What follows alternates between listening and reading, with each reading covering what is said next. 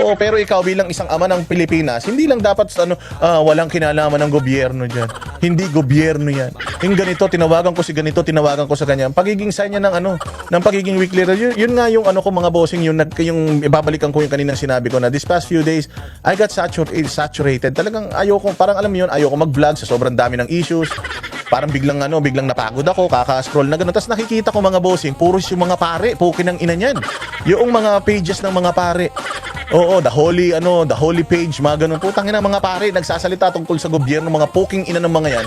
Bukod sa hindi naman din nagbabayad ng buwis sa mga hayop na, hindi naman tumutulong sa mga Pilipino yung mga putang ina niyan. Nakafocus lang sila sa mga politiko. Oo, grabe mga boss, napagod ako. Tapos nakikita ko yung feed ko, karamihan, mainstream media, mga panggap na mga vlogger, mga artista, lahat po siya tinitira si SP Cayetano. Alam mo talaga na may umiikot na pera para sirain si Cayetano. Bakit po sisirain si Cayetano? Kakasimula pa lang eh. Kakakuha pa lang niya ng posisyon eh.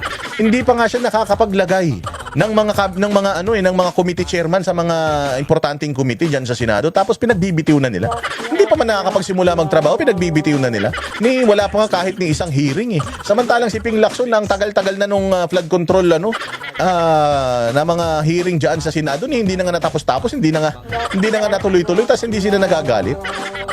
Samantalang dito kay Alan Peter Cayetano, ang ganda ng qualifications ni Alan Peter Cayetano if you're gonna compare him kay Tito Soto. Si Tito Soto wala nang pinag-aralan, putang ina niyan eh. Wala namang utak yang ulol na yan eh. Artista man lang yang gago na yan eh. Ang tagal lang yan na naging senador kasi nga sikat. Ganoon naman kasi sa Pilipinas, bobo yung mga ibang botante sa Pilipinas eh. O hindi tinitingnan yung qualifications ng mga tumatakbo sa serbisyo. O kita mo si Alan Peter Cayetano, magkumparahan sila ng nagkumparahan sila ng credentials ni Alan Peter Cayetano. Total, mahilig naman kayo sa ganyan. Kahit man taga-tindalan ng appliances sa SM, hinahanapan nyo na sandamukal na mga credentials. Samantalang yung mga nagsisilbi sa inyo sa gobyerno, umahawak ng pera ng taong bayad, mga proyekto, wala mga pinag-aralan. Di ba? Nasa ng batas? Nasa ng justisya? Mag-a-apply ka lang sa Andox, maglilitsyon ka ng manok, putang ina, ano bang mahirap doon? Lalagay mo lang sa baga yung karne, tas kusa ng ikot yun. Titingnan mo lang kung luto na hindi, chachapin mo, tas ibibigay mo doon sa bumibili. Puta, kailangan pa dyan, college graduate ka. O samantalang dito senador, walang pinag-aralan. Saan ka naman makakita ng ganyan? O si Alan Peter Cayetano, saan nag-aral yan? Bata pala, nag-aral na yan sa Lasal. Tapos nung high school yan, nag-aral na yan sa mataas na eskwelahan. O tapos nung kolehiyo yan, nag-aral yan ng political science sa UP. Gumraduate yan doon. Tapos nakuha niya yung kanyang pagiging abogado sa Ateneo. O tapos nakuha niya yung kanyang masteral. Nakuha niya sa De La Salle. Alam mo yun? Hindi, sa Ateneo lang nga pala, sa Ateneo. Tapos ganyang kahusay yung tao na isang abogado. Gusto nyo ba na hawak na impeachment ni Inday Sara? Wala man lang alam. Ngayon pala nag-aaral. Tangina, noon nga pinag-aaral ka ng magulang mo, hindi ka nag-aaral. Ngayon ka pa mag-aaral, kailan lolo ka na. Anong i-absorb ng utak mo? Puro kalyo na yan. Oh, pero ano pa din, dito tayo magsisimula mga bossing kay Cayetano dito sa Senado, dahil yun nga agawin ng Senado kay Cayetano, hindi pa nga nagsisimula, agawin na. So obvious na obvious. The Senate was under attack. Ang pilit nilang ito naman mga minority, putang ina. Kayo naman mga minority, wala na nga kayo doon, kayo pa'y marami sinasabi. Imbis na sana maging matumulong kayo sa pag-iimbestiga dahil bahay niyo yung nilooban eh. O tsaka kayo pa yung ba't nilooban yung bahay natin? Kayo lang dirito, siguro inside job yan. Gago, di ba? Wala na kayo doon, you were away. You are out of reach, hindi nyo kinamusta yung mga kasamahan nyo sa bahay. Alam nyo na ginugulo yung bahay ninyo, hindi nyo man sila kamustahin kung buhay pa sila o patay na sila. Tapos putang ina, pagbalik kayo pa yung biktima. Kayo pa yung parang aping-api. Ginulo daw ng mga ralista si Tito Soto, binato-bato daw ng tubig. Gago, kung maganda ginawa mo, di putang ina, baka binuhat pa nila yung kotse mo papunta sa bahay mo. Kahit si Erwin Tulfo, ganun din daw ang ginawa sa kanya. Kasi nga mga balasubas kayo eh. O it just shows na wala kayo talagang mga kwentang mga politiko. Kaya galit sa inyo yung mga tao. Hindi naman kayo siguro ahagisan ng mga tubig na mga kung ano-ano, kung maayos ang ginagawa ninyo. Ngayon sila pa ngayon na parang gusto nilang paimbestigahan yung mga nasa loob ng bahay. Nahuli naman yung mga nanloob sa kanilang bahay, pero ang gusto nilang paimbestigahan yung mga nasa loob ng bahay na yun na naging biktima na itong panloloob na to. Nasa ng hustisya dyan? O ito, pakinggan natin ang sasabihin ni Alan Peter Cayetano tungkol dito. Intriga lang daw sa Senate President Alan Peter Cayetano sa pag-uwi ng mga miyembro ng minorya bago pa magbarilan sa Senado. Ayon sa ilang taga-minorya, tapos na ang sesyon, kaya natural lang na umuwi na sila. Nasa frontline ng balitang yan si Juan Gualvez. Pero alam nyo, ito kasi yan eh. O, sabik na sabik kayo, lalo na si Risa Ontiveros. Kita mo, yung pirmahan ng articles of impeachment na mga nakatanggap na si Risa Ontiveros, wala. Hindi pumirma. Alam nyo, excited na excited kayong lahat dito sa impeachment na ito. Si Tito Soto nga, forthwith eh. Di ba? Bakit hindi nyo inantay? Alam nyo naman na itatransmit that day yung articles of impeachment. Bakit hindi nyo inantay? Bakit hindi nyo inantay? Kung kailan itatransmit yung articles of impeachment, doon naman kayo nagsilayas. Samantalang looking forward kayo doon, ilang taon na. At saka hindi naman sinabi ni Alan Peter Cayetano na kayo ang dahilan ng barilan dyan. Ang sinabi ni Alan Peter Cayetano at nung ibang mga natira dyan, parang naabisuhan kayo. Naabisuhan kayo na may mangyayari. Hindi naman nila sinabi na kayo ang mastermind ng mga nangyari dyan. Kesa naman yung mga sinasabi ninyo, kayo na ngayon tumakas. Mantakin mo lahat kayo tumakas, ni isa wala natira sa inyo. Ni isang minority walang natira sa inyo, pati yung mga staff ninyo nagkukumahog daw magsialis. O, anong iisipin ng tao? Kayo nga iniisip nyo na baka pa ni ni Alan Peter Cayetano to, tapos hindi kayo pwedeng pag-isipan na baka alam ninyo itong nangyari. Again hindi sinabi ng mga naiwan na sila ang may kasalanan, yung minority na umalis. Pero sinabi nila na naabisuhan sila. Bakit sila naabisuhan? Bakit kami hindi? O, yun. Kapansin-pansing wala mga miyembro ng minorya ng pulungin ni Interior Secretary John Vic Remulla ang ilang senador matapos ang barilan sa Senado noong Miyerkules. Sabi ni Senate President Alan Peter Cayetano, parang bularaw na naglaho ang minorya bago pa magkagulo. Usually po, nabangga lang, nauntog lang yung isang senador, nadapa. Nandiyan na yung 24 to see how you are. Usually po, may threat pa lang sa Senate, pupunta na dyan lahat to see how. But makita nyo naman po, parang bula, nawala po yung buong minority. Pagkatapos, wala kaming narinig hanggang mga 10:30. Bagay na Diba? Di ka ba magtataka noon? Dati daw matapilok ka lang. Kahit nga daw to si Risa Ontiveros, madagdagan lang ng isa yung bukbok niya sa mukha eh. Nag-aalala na yung mga kasamahan niya eh. Si Ping Lacson, kapag nawawala yung makeup kit niya, puta, natataranta yung 24 senador. O ito si Kiko Pangilinan, kapag yung butas ng ilong niya, pag may sipon siya, natataranta na lahat. O bakit ganun? Bakit parang ngayon, nagkabarilan, ilang oras nang nakalipas, ni wala pang nagtatanong kung how are they? Kamusta na kayo dyan? Ano nangyayari dyan? Wala daw, wala, nada. O sabihin na natin na sabay-sabay silang umalis, tapos na yung session, umalis na sila sabay-sabay. Pero, wala kayong, hindi nyo man tinawagan ni isa sa mga kapwa ninyo senador dahil may majority sila, minority kayo, ganun kasama loob ninyo. Samantalang nung nawala si Chis Escudero, nung nawala si Mig Zubiri sa pwesto, si Miss Chis Escudero sa pwesto, nung pumalit ito si Tito Soto na walang pinag-aralan, hindi naman nila kayo tinatrato na ganyan. Maayos pa rin naman ang trato nila sa inyo at ganun pa rin naman. Mga politika lang yan. Kung ano man nangyari, politika walang personalan. Pero ito, nangyari ng mga bandang alas 8, alas 10 na, hindi pa kayo nag-check. Tapos ang statement ni Tito Soto, galit siya sa pulis dahil hindi na control yung mga tao sa labas, pinagbabato daw siya ng tubig. Yun ang issue niya. Samantalang dito, bala, nagpuputukan, NBI versus OSAA. Hindi sila nag-alala, hindi ba? So doon pa lang, kakabahan ka na eh. tinabla ni Senador Ping Lacson. Tapos na ang sesyon at hindi naman sinama ang minorya sa caucus kaya umuwi na sila. Hindi talaga malayong-malayo sa katotohanan yung pahayag na. At Di ba ikaw din malisyoso ka din? Di ba lahat nilalagyan mo ng mali siya? O kita mo, kapag ikaw yung binigyan ng mali siya, kasimple-simple lang sinabi nila.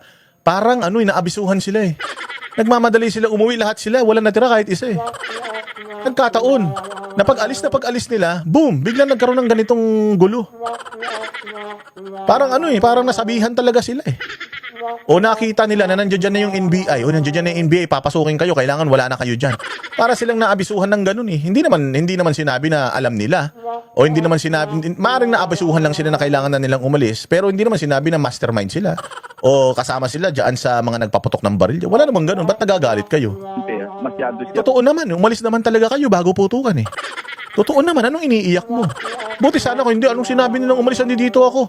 Diyan ako nakatago ako sa ilalim ng ng pantalon ng driver ko. Malisyoso. Wala naman silang basyan para sabihin umalis kami ng sadya. Gago.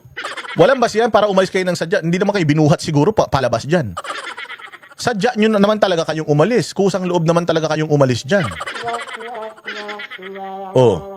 Para iligtas yung sarili namin at sila yung iwanan doon sa Senado. Kasi wala naman nakakaalam na magkakaroon ng gulo.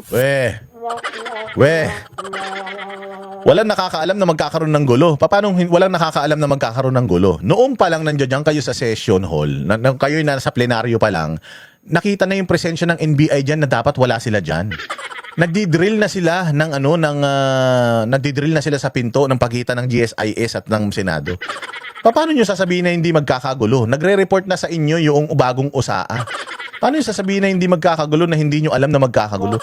Alam nyo na magkakagulo ng mga panahon na yan. At simula noong nagpunta dyan ng NBI nung unang araw pa lang na nagkaroon ng palitan ng liderato dyan sa Senado. Nandiyan dyan si Senator Bato, pilit siyang inaaresto kahit na wala naman silang valid na reason para arestuhin siya. O the fact na nangyayari na yan for how many days already, alam mo na it's just a matter of time magkakaroon ng gulo dyan. Siguro napansin ninyo na sobrang stress na ng OSG, ng USAA dahil doon sa pambubugbog ng mga NBI sa USAA. O at nalaman ninyo merong instruction na we will stand our ground. Kaya siguro alam nyo na, magkakagulo na. Umalis na tayo. Yung sinasabi dito ni Ping Lacson, ulul, alam mo man yan, pulis ka.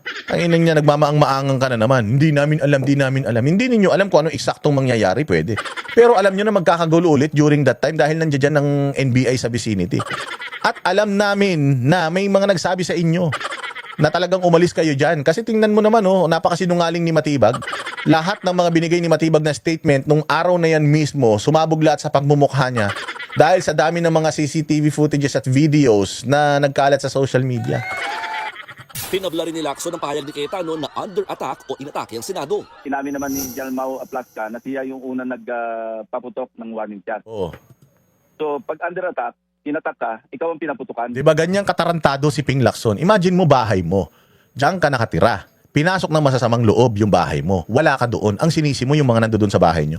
Sinisi mo yung kapatid mo, yung pinsan mo, yung katulong, yung driver. Dahil pinagtanggol lang nila yung kanilang bahay. Ganyang kagago si Ping Lacson. Ganyang katarantado ang utak ng tao na yan. Hindi daw under attack. Nagpaputok yung USAA, nag-warning siya. Tapos ang putok ng NBI papunta sa kanila. Di inatake sila. Kami lang, sinabihan lang namin na huwag kayong papasok dito, huwag kayong papasok dito. Tapos nagpumilit pa rin silang pumasok. So ang ginawa ko, nag-warning shot ako para malaman nila na lalaban kami. Lalaban kami pag pumasok kayo, may mangyayari sa inyong masama rito. Alam mo ginawa nila, instead umatras, pumutok sila papunta sa Senado. Di atake yun. Anong klaseng utak mayroon to si Ping Lacson? Bakla kasi to Buisit talaga, di ba? Inatake ka, ikaw ang pinutokan at gumanti ka ng putok. So yun lamang ang magpapatotoo na dahil under attack ang Senado. Inatake nga Hindi naman doon ang opisina ng NBI. Ang opisina ng NBI nasa Pasay. Tapos nandoon sila sa GSIS building. Na nagbabare na sila sa isang pinto na konektado sa Senado. Anong gagawin mo? Ikaw, Ping, anong gagawin mo? Putang ina. Hintayin mo muna na masira nila yung pinto, hintayin mo na na makapasok sila sa loob. Pagtingin mong gano'n, ang lalakas ng mga baril nila, mga naka full battle gear sila. Siyempre sasabihin mo, sino kayo? Armado yan sino kayo? Ano nagawa nyo rito? Umatras kayo, ibaba ninyo yung mga baril ninyo. Hindi binaba yung baril. Anong gagawin mo? Ipapakita mo yung authority mo, bahay mo to atin to Yan ang trabaho ko napanatilihin tong lugar natin na safe and secured So, nag-warning siya. Pagka pinilit nyo yung ginagawa nyo, kasi binabarena nila yung pinto nagpaputo. Pag pinilit nyo yung ginagawa nyo, hindi na kami katulad nung ginawa nyo nung nakaraan na binugbog nyo lang yung mga tao ko. Bobo yung sergeant at arms noon. Ngayon, hindi. Matapang ako. Pag ginawa niyo yan, nagbaril ako ng isa. Pag ginawa niyo yan, mapapahama kayo. Anong ginawa nila? Pag putok, gumanti sila ng putok. Anong ibig sabihin nun? Kaya sila gumanti ng putok? Kasi nga, talagang aatakihin nila yung Senado. Hindi naman sila gaganti ng putok Kasi kapag gano'n, di ba, nagpaputok ng baril. Sasabihin mo kagad, wait lang, wala kaming masamang balak. Hindi kami kaaway. Di ba dapat gaganon ka? Hindi Pag putok, nakipagputukan ka rin. So, ibig sabihin, ready kayo sa enkwentro. Tama, Ping. Tama. Anak ng tinapay, bahay mo, binababoy mo. Ito ang gusto niyo, Senador? Tangina, walang paninindigan. lahat basta sa kapangyarihan. Kasi nga, takot tong ulol na ito. Kasi kapag nagpatuloy si Alan Peter Cayetano, matatanggal siya at Blue Ribbon Committee Chairman. Lahat ng mga pinagtatakpan niya, ipapatawag dyan. Ayan gago talaga, di ba? At gumanti ka ng putok. So yun lamang magpapatotoo na hindi under attack ang Senado. Ano pala ang Senado nun? Ano pala yung Senado? Kung hindi under attack, anong ginawa nung NBI sa kanila na binaril yung bala papunta sa direksyon ng Senado? Ano yun? Hindi under attack yun? Ano yun? Warning shot pa din yun? Nag-warning shot yung isa, nag-warning shot din sila. Enkwentro na yun, tanga. Nakita na nga may mga basyo na hindi galing sa USAA. So ibig sabihin, they are trying to attack the Senate tinry ng OSAA na ipakita na we are ready, tapos diniretso pa din ng NBI. O mga takot din yung mga yung mga taga-NBI nagsitakbuhan din. Tsaka may mga video na nagpakita nagpaputok, pinutokan ko rin. Anong ibig sabihin nun? Ay, hindi ninyo kayang baliin yung mga videos na nagkalat sa social media, and I'm pretty sure meron ng kopya niyan ng Senado, and the Senate can prove na talagang itong NBI was there para manggulo. Hindi naman yung Senado nagpunta sa NBI eh. Yung NBI nagpunta sa Senado. So sinong inatake? Hindi ba? Hindi naman yung hindi naman yung NBI ang nagsimula. Hindi naman yung NBI ang pumunta sa NBI hindi naman yung Senado nagpunta sa NBI para doon mag-hearing. Ganda sa imahe ng Senado ang nangyaring komosyon. Actually, the reality was that noong umaga pa lang, sabi na kasi na meron daw all members caucus, ibig sabihin lahat, majority, minority, na ipapatawag si Senate President Cayetano. Bandang alas 2 ng hapon, or alas 3 during the session, nagbago, sabi, all majority caucus na lang. Kasi minority, so ano pang gagawin namin? Habang sa Senator Rizzo Ontiveros, Okay lang naman daw. Okay lang naman na umalis kayo eh. Kaya lang, hindi naman tanga yung mga yan. Maliit man lang yung lugar na yan. At kayo lang naman na nandiyan dyan. Umugong nga at marami mga nagsabi dyan na naabisuhan kayo. Si Senator Amy nga daw pinagsusuot pa daw ng bulletproof. Oo. Tapos, pag alis ninyo, nangyari na ito, wala man lang nag-check sa inyo kung kamusta sila. Samantalang solid naman daw kayo. Dati, 24 kayo o konti lang naman kayo. So, kapag may mga nangyayari mga ganitong issue, konting usok lang nga daw na lumabas, natataranta na kayo. Pero this time, walang pangangamusta. Tapos, pagkadating nung kinaumagahan, parang kayo pa yung biktima. Anak ng tinapay talaga tong mga to. pumalag sa tila panggagaslight o pang-iintriga sa kanilang pag-uwi bago ang gulo. Anong gusto nila? Tapos na ang session? Nakaupo lang kami dyan sa session hall? Of course not. Ang mga nagsasabi niyan, actually sila yung pinaka may dapat ipaliwanag. So, Ano dapat nila ipaliwanag na nandun sila ba nagpuputukan? Na kayo wala? Sigurado kami. Sigurado kami kung sila yung wala tapos kayo yung nandiyan dyan, sigurado kami. Na sila din ang sisisihin ninyo. Imagine ninyo, lahat kayo si Tito Soto nga, mantakin mo, nagda-drive siya ng sarili niya sasakyan. Wala siyang bodyguard, wala siyang driver. Nagmamadali lumabas. Hello? Kainan yan. Alam ninyo ganito yan. Sana na lang sinabi ninyo na hindi totoo na alam namin na may mangyayari. Kasi kung alam namin na may mangyayari, we should have stayed there. And we should have contacted as well yung mga authorities to pacify the issue.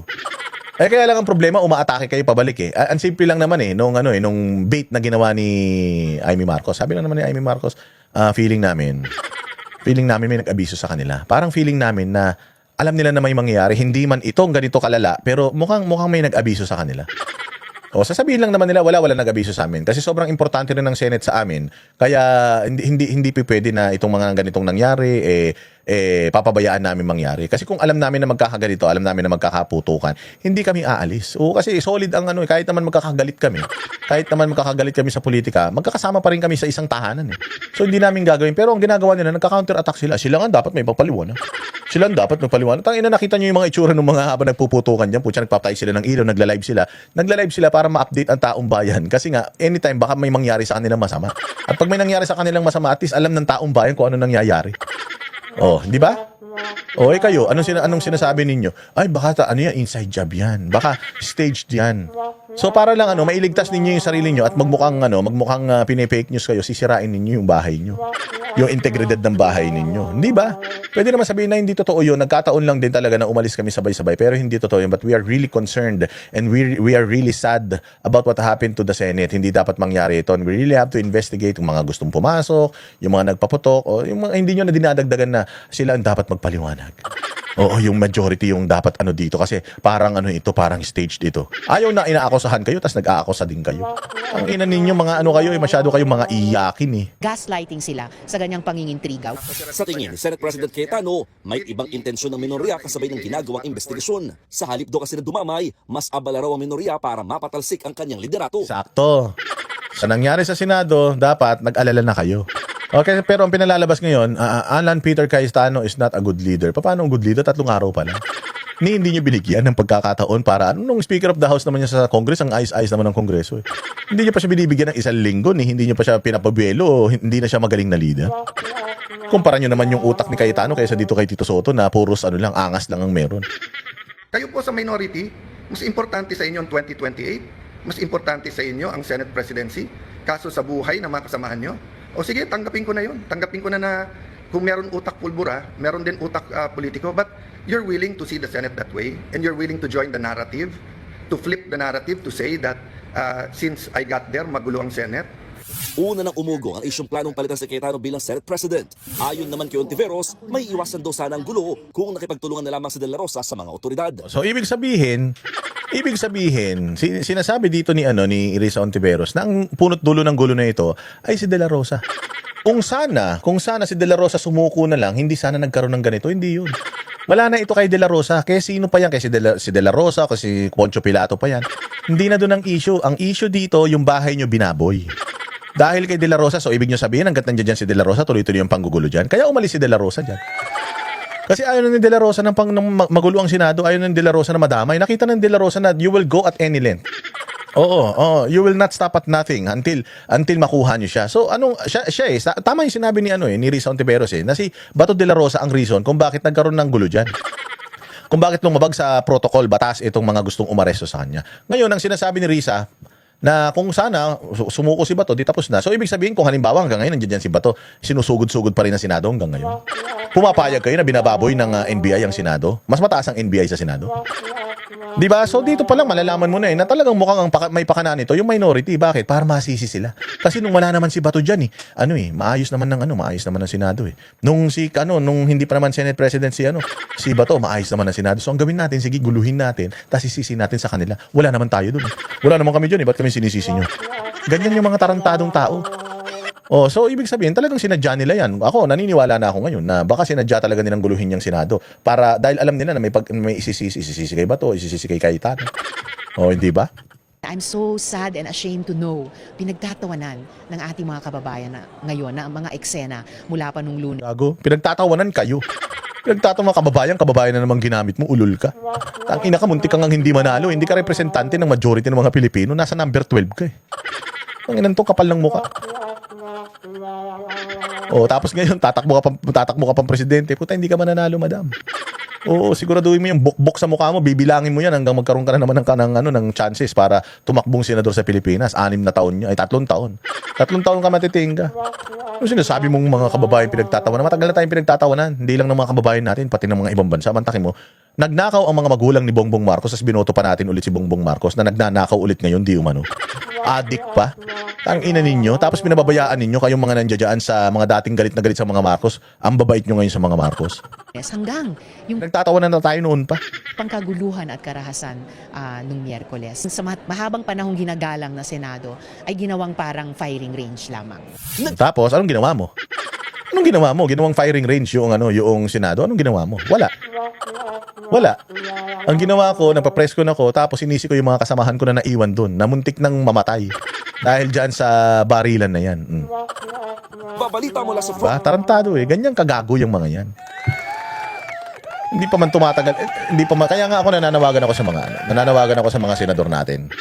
Nananawagan ako sa mga senador natin, mga bossing na sana you come up to your senses. Yan yung lima si Ping Lacson. Wala na yan, putang ina niyang kupal yan. Si Lacson, si Ontiveros, si Pangilinan, si Bamakino, sino pa ba isa?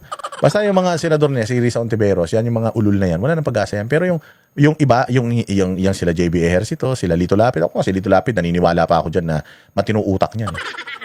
Tahimik lang yan, pero matinong utak niyan. Mas madami pang mas madami pang proyekto yan, tsaka mga batas na naipasa kaysa kay Risa Ontiveros, ang ingay-ingay, pa-interview.